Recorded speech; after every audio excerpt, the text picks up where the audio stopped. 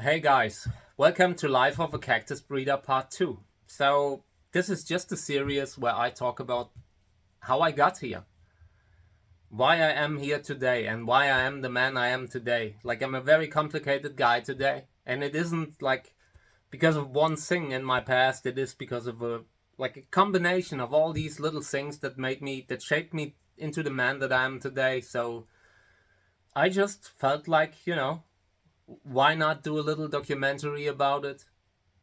And let's call it Life of a Cactus Breeder because I really like that title. That's a good title. So, yeah, but this isn't going to be one of those videos where someone complains the whole time and whines about all the things that went wrong in their life. I mean, a lot of things went wrong in my life, but they, like, all these negative things also had a big influence on how I overcame them. Like, it made me overcome them, and it allowed me to see my potential. Every single one of the tragedies that I went through also shaped me into something better. I'm actually very adapt. I can adapt very fast, and in my life it helped me to just get better and better and better.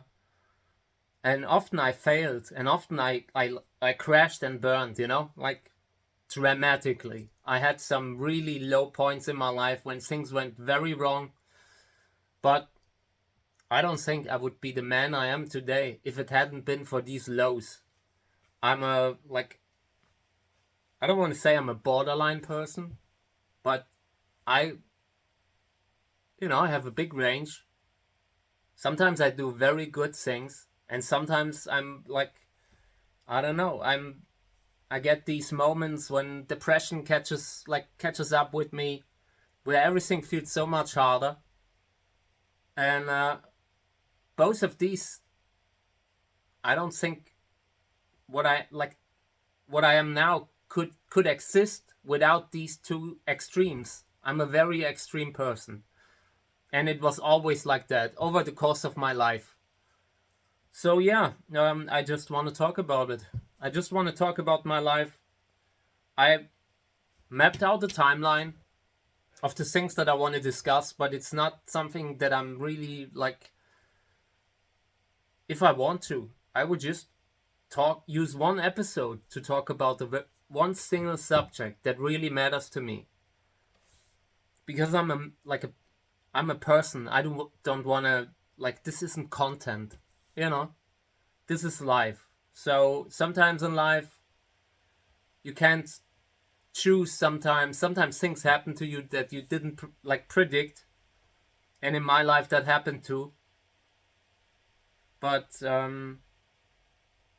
sometimes you need to look a little bit deeper to understand what's really going on in someone. And I really like the title "Life of a Cactus Breeder" because so much of the things that I'm talking about isn't about cactus breeding, but like by going through very hard times in my life, I thought I was always looking for something. I was never truly happy with myself or with my life.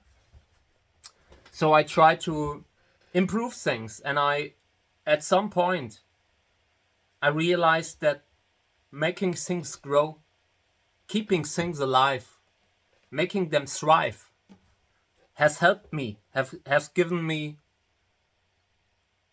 like a good feeling. I very often when I grew a plant that was very hard to grow, I felt like, wow, this was really good. I surprised myself sometimes. You look at the conditions of these plants that are so hard sometimes, and you fail so often. You fail and fail and fail repeatedly over the course of like sometimes decades. I took very long to become a good cactus breeder, and today I am not one of the best in the world. I mean, I'm one of the best breeders, but one of the best cactus growers is also a different thing. It is very hard to be like to be all around great in everything you do. And I took a very long time to become good, to grow from seeds. Growing from seeds was something that was very hard for me originally. But I worked on myself, and the plants have kind of brought me back from really dark times, and also because of the friendships that I made during these, like in these circles. For me, the most important part was the friendships that I made in the plant communities, in the cactus communities, because I made so many good friends, and these friends saved my life in times when I was doing really, really poorly. There were years when I almost froze in winter, but friends helped me out. There were times when I was not seeing a future, when I didn't want to continue. But just being able to talk with, or just knowing that there's this community of people that always has my back, showed me a perspective in life.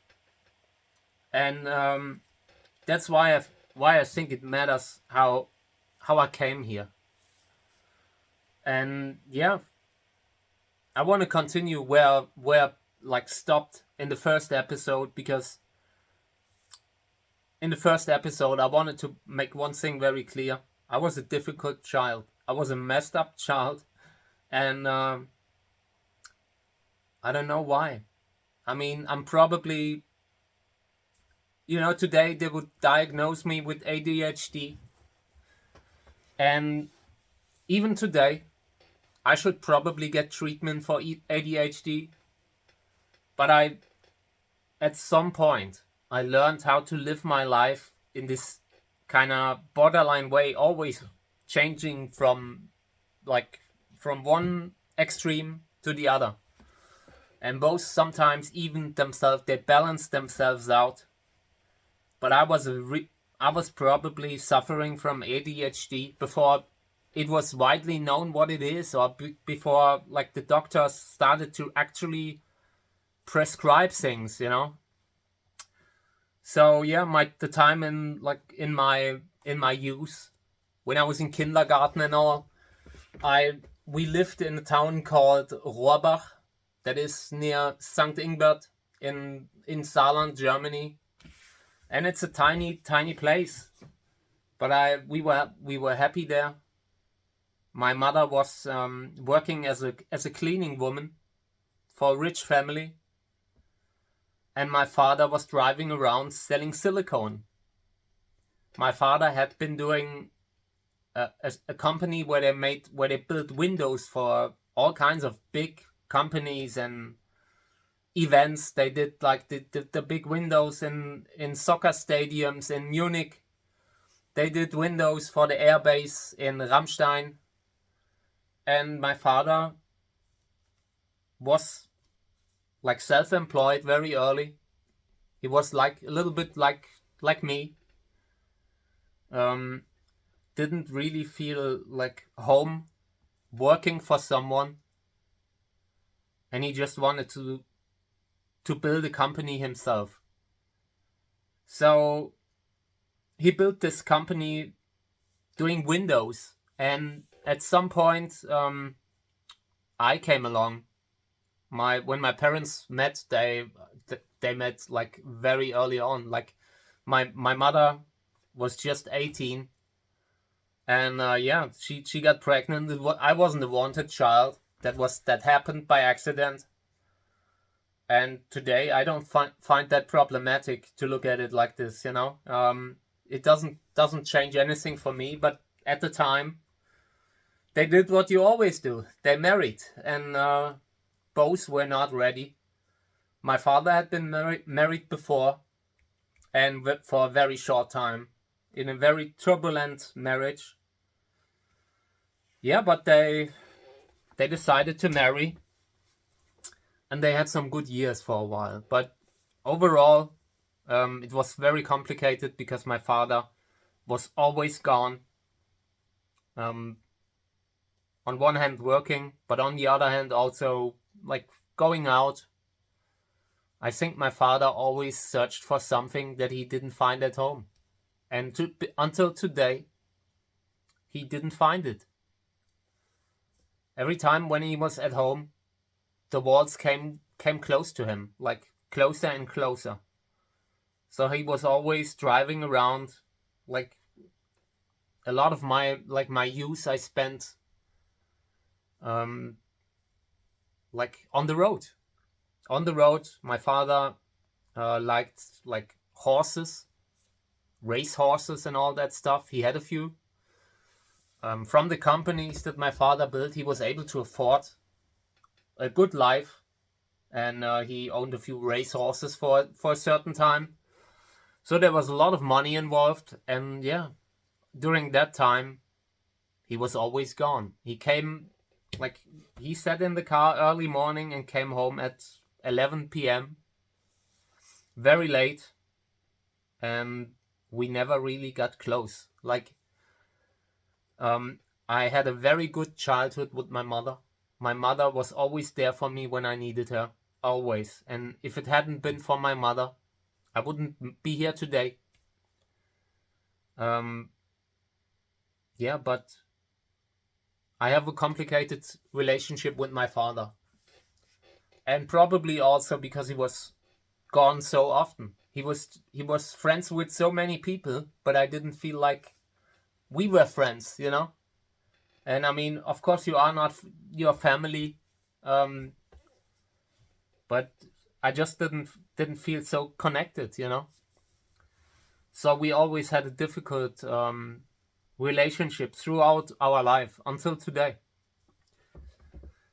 Yeah, and my father's father, my grandfather, passed away in 85, I think. He had a heart attack. And my other grandfather passed away in 89, I think. He had lung cancer. So I grew up with grandmothers. I was spending a lot of time with my grandmothers. And the grandmother from that one side of the family was completely different to the grandmother from the other side of the family. My father's mother was a very complicated woman, like my father too, like I am. And I can only describe it like Lydia in The Sopranos. That is something that I say a lot, and it's really like that. If I watched The Sopranos for the very first time, and I felt like I'm seeing my family. I was seeing these visits when we visited my grandmother in the old people facility in the assisted nursing facility. And we were there for 10 minutes. Like, we had to drive a few hours into the Black Forest in Germany, Schwarzwald, Germany. The city is called Villingen-Schwenningen. And we were there for 10 minutes and they argued already. And was a very complicated woman, my grandmother. Today, I understand her more than back then. Back then, I felt like, I don't know what's wrong with her. Like, she was always... I only remember a few things of my grandmother, but my grandmother used to say, I wish the Lord would take me now. And what she also said was, your grandfather was a saint. You know? And my grandfather had multiple heart attacks, like when working with my grandmother. So they had she was very tough on him, is what I heard. I mean, I was too young to say, but this is the story that I heard, and I believe it. So for as long as my grandfather was alive, she was hard on him. But the moment he was gone, he was a saint. And my grandmother was very hard on my father too. And I think that's why my father never wanted to be at home. Because that's what was at home, you know? And for me, the situation's completely different. Because at home, I found peace. I found My mother was there. She was usually there then after work. And I found peace at home. So today, from back then until today, my father and I are these completely different, like polar opposites. He's always going away, and I like to be at home. I hate to go out when I know that I have something to do, an appointment. I hate it. I hate it for weeks. I look at the date and think, oh my God, why did I make this appointment 2 months ago? Yeah, my father's completely different. Yeah, for a while my mother worked in a bakery. I don't know how she got there, but she did service in a restaurant besides the bakery in a city called Blieskastel. That is where I went to school.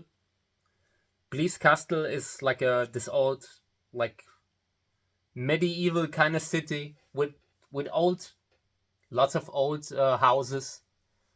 Very beautiful fortress from back then, from like, I don't know, 1650 or so. And the school where I was, it was an ancient building. It was one of the original buildings of that like fortress that they had back then in the 1600s. Yeah, and I was in that city Blieskastel at school. And while I was at school, my mother was working all day. And when school was over, I went there and we drove home. And yeah, throughout my youth, I was already complicated, because I saw like all these behavioral patterns that I picked up from like, I don't know, I was just sometimes aggressive, angry, impatient, and I let it out on other kids. And that is something that I regret today, where I look back at myself and notice that this was how I learned it, that this was the way I grew up. Kids actually, they mirror what they see. Kids wanna make their parents proud and all, and when you have a father who's my father got in fights from time to time, and I saw that, and I felt like that is the ideal way to live. At that time, I didn't know it any better, but it took me a while to understand that, like to see that from outside, this kind of like way how I grew up, and it took a long time to overcome it. Today I am able to look at this and say, okay, this was a mistake. But I had so many difficulties that I had to become an adult to know. Yeah, and I started very early on watching horror movies, or any kind of movies, but horror movies in particular. And my mother was okay with it, that it wasn't something that caused a lot of friction, but there were many situations with my father where we like got into serious fights because I had watched Nightmare on Elm Street, and yeah, he didn't like it. I had bought me a book about horror movies, and it wasn't a gory one. It was just black and white text about the history of horror movies. And my father kept like stressing me about it. And yeah. And that is one of the memories that I still have about these horror movies, because my father had so many problems with it originally. Eventually things got better. I mean, I grew up. When I was a teenager, I was constantly watching horror movies, the newest horror movies. Like we were trading them on VHS, and I was driving to all kinds of like movie rental places to buy old VHS tapes. So I was spending days away, going onto a bus, driving to any kind of like movie rental place to get, like, I don't know, The Beyond, all kinds of horror movies that were hard to get back then. And yeah, and this is one of the things that brought me into like learning English.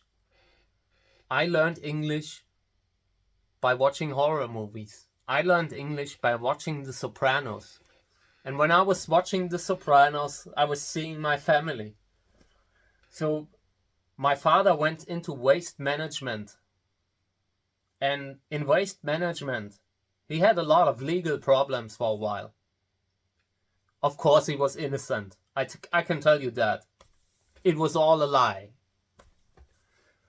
You know, but there were a lot of legal problems for a while related to the company and all. But I saw a lot of similarities to The Sopranos. Still see them today. There's so many scenes when I watch that show and I feel like, oh my God, this is my youth. But the way, like, by watching these shows, I just learned English. And in the beginning, it was horrible. I still remember years like from like even 2005 or so. I was already writing on Cactus forums. But my English was so bad that people like made fun of me. But I was able to talk with them. I was able to communicate with people in Australia and everywhere. And it brought me into this whole world where I could post about things that were going on, or I could share my plans, and just communicating with the world. And that is something that I think played a big role into me becoming a person who is international. I don't consider myself like a German or something like that. I'm not. I see myself as a citizen of the world. I'm an international person, and I see all these friends that I have everywhere in the world, and it made me who I am today. And I needed to find something where, like, I needed to have fun doing it. I needed to enjoy doing it. And that is why the movies, and horror movies in particular, allowed me to get my foot into the door. And for a while I was working as a movie journalist, actually for at least 15 years of my life. I have this whole stack of movie magazines where I was writing, where I was doing interviews. I was doing interviews with people like Daniel Brühl, David Cross, Robert Stadelober, different German actors who like have been in big movies, like in Steven Spielberg movies or in Quentin Tarantino movies. And for a while, I was sent into different cities to do interviews with them. And I met quite a lot of famous people, and we were just having a chat, we were just talking like I'm talking to the camera now. And this kind of helped me to, like, I don't know, when I talk with someone who is like, he was in a big project, who's been famous, I don't see them like that. I see them as a person, like from one person to the other. And the long work that I did in the past helped me with that. I don't get starstruck, my interviews were actually very good. I could talk to someone and just have a chat, which I find problematic, like difficult when I look at interviews by newer like movie journalists today, movie critics. I feel like a lot of them, they always ask these boring questions and they don't ask about their actual life and things that are part of this human existence. And that is what I want to do. That is what I want to do here in this video series. So a lot of the videos that I will film here in this life of a cactus breeder, I wrote a timeline, but I don't think I will use it. every episode I will tell you about something else. And by the end of the series, you will know who I am. And I think that's a better plan. But yeah, I think I want to end it for now. I just wanted to get back to the series and tell you a little bit about how I get into speaking English. Today, I speak English on social media. And I've been doing that for at least 10 years now.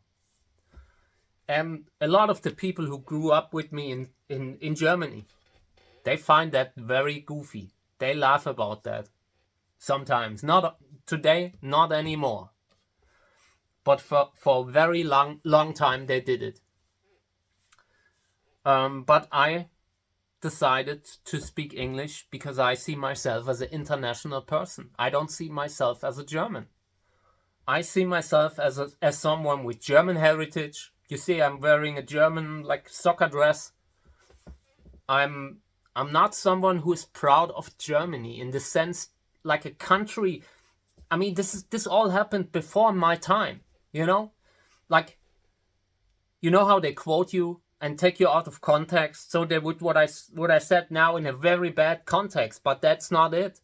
I'm proud about so many things about this country that raised me, that allowed me to grow into what I am today. Germany allowed me to become the man that I am today, with a good education that was freely accessible. It allowed me to learn English with tax money. And I mean, I learned a lot of English by watching movies. But I also went to school and I learned French, I learned English, I learned all these different things in school, and it taught me how to become a person that others would respect, to grow into a person of international character. And I'm very proud of that, and I'm very thankful to Germany in particular for allowing me that. Because when I look into other countries, it's a lot more difficult in other countries. But you look at the very complicated history of Germany. And I wouldn't say in general, I'm proud of all of it, you know? How could you? Because there's so many things that went wrong. But that's the case in so many countries, you know? You look to the history of mankind, and it's full of these conflicts. There's war, there's stuff that didn't go well. So I'm proud of a lot of good things in Germany. I'm proud of the fact that they help people when they fall. Because when I fell, I had times when I fell, when I almost starved and all. And there's a system that caught me up. So I am proud of my German heritage, and I wear this kind of stuff sometimes, not always, but sometimes. But I'm not someone who's very patriotic. I'm not a very nationalist kind of guy. I don't think it's, so many things happened before our time. I'm in my 40s now. How could I say, hey, I'm proud of what happened in 1965 or so, you know? But there are many things about this country where I'm very proud, thankful for, that I appreciate. There's so many beautiful, beautiful places, like old architecture, beautiful houses. If you've ever been to Cologne, like the Kölner Dom, that is such a beautiful thing. That is a piece of art. All this old, beautiful architecture that you see in all over Europe, you know? I also see myself as a European. So, you know, what the area where I grew up has always been fought, they battled French and Germany. They always were in clinch to get this area here. And it is a place called Saarland, you know, Saarland, Germany. It once was a country of its own. And that place has so much of both countries. They have a great cuisine, great French kitchen influences, you know, but also so much from Germany. People are very German.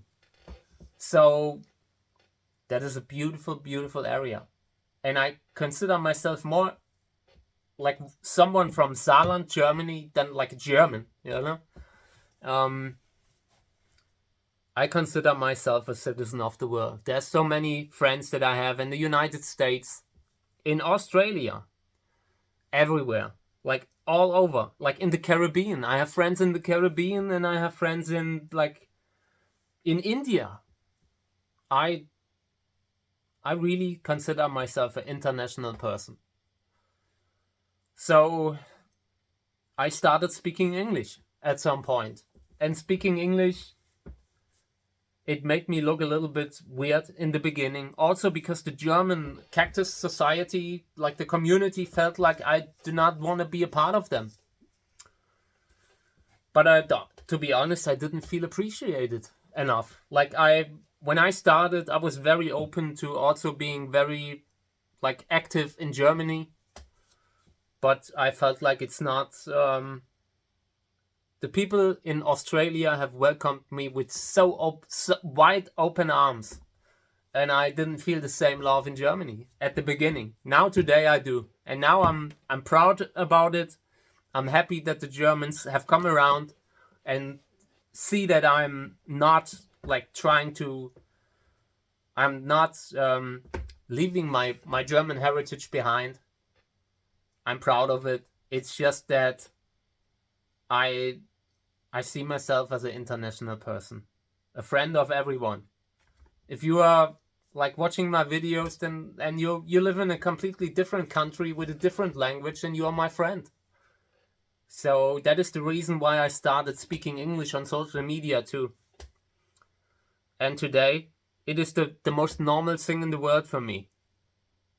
The most comments that I get are in English.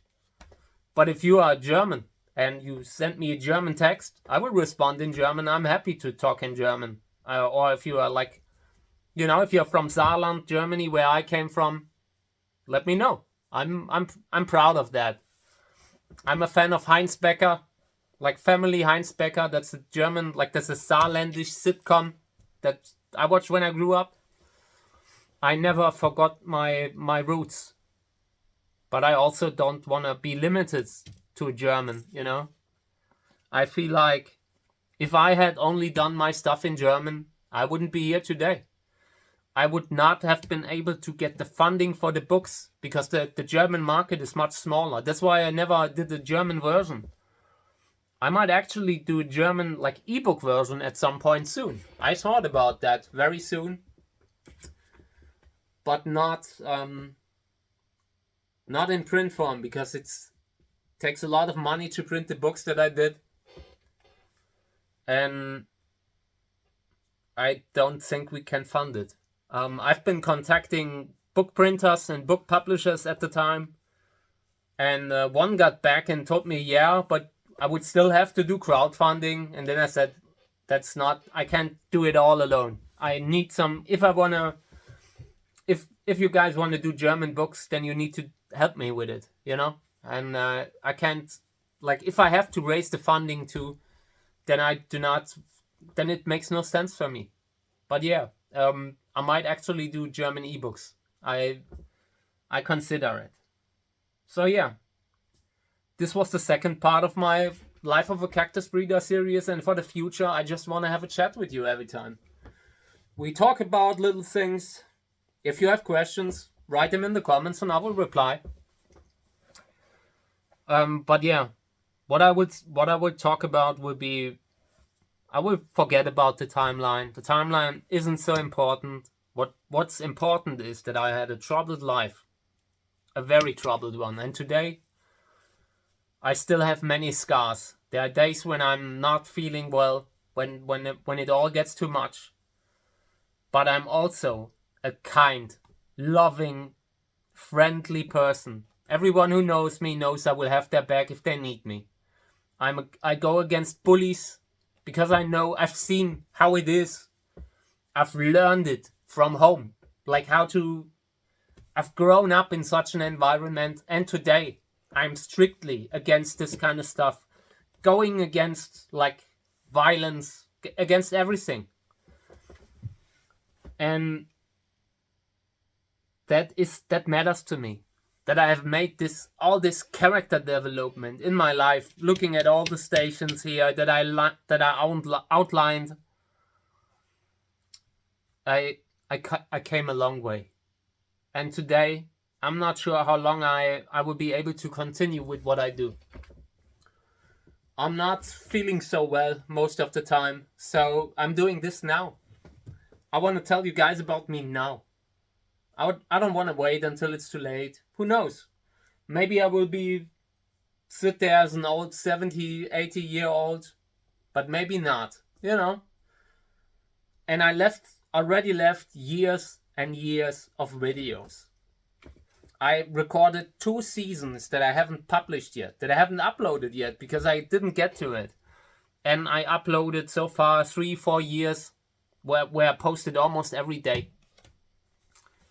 So there will be this huge treasure trove of videos about me at some point. And when you work on such a scale, when you do so much work, at some point people will appreciate it. And it has already started. I'm getting like mail every day.